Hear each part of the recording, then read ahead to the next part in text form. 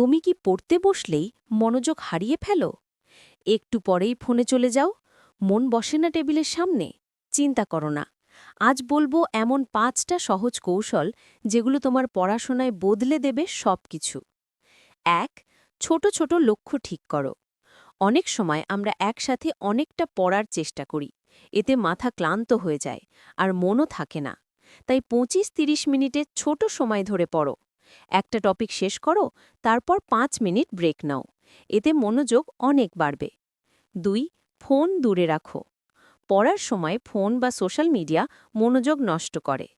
তাই পড়তে বসার আগে ফোনটা সাইলেন্ট বা ডু নট ডিস্টার্ব মোডে রেখে দাও আর দূরে সরিয়ে রাখো। ৩. নিজের একটা নির্দিষ্ট পড়ার জায়গা তৈরি করো। যত্রতত্র বসে পড়লে মনোযোগ থাকে না। নিজের একটা স্টাডি কর্নার বানাও। পরিষ্কার টেবিল, একটা চেয়ার, এই ছোট পরিবর্তনে পড়ায় মন বসবে অনেক বেশি। ৪. রুটিন বানাও। পড়াশোনা যদি নির্দিষ্ট সময় করার অভ্যেস করে তোলো, তাহলে মনোযোগ অনেক সহজে আসবে। প্রতিদিন একই সময় পড়তে বসলে মাথাও সেই সময় পড়ার জন্য প্রস্তুত হয়ে যায়। ৫. নিজেকে ছোট পুরস্কার দাও। একটা লক্ষ্য পূরণ হলে নিজেকে একটু পুরস্কার দাও, যেমন প্রিয় গান শোনা, কিছুক্ষণ হাঁটা বা পছন্দের কিছু খাওয়া। এতে পড়ার ইচ্ছে আরও বাড়বে।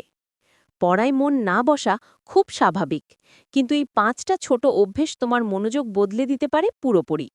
শুরু করো আজ থেকেই। ধীরে ধীরে দেখবে পরিবর্তন নিজেই। ভিডিও ভালো লেগে থাকলে লাইক করো, আর এমন মোটিভেশনাল টিপস পেতে ফলো করতে ভুলবে না।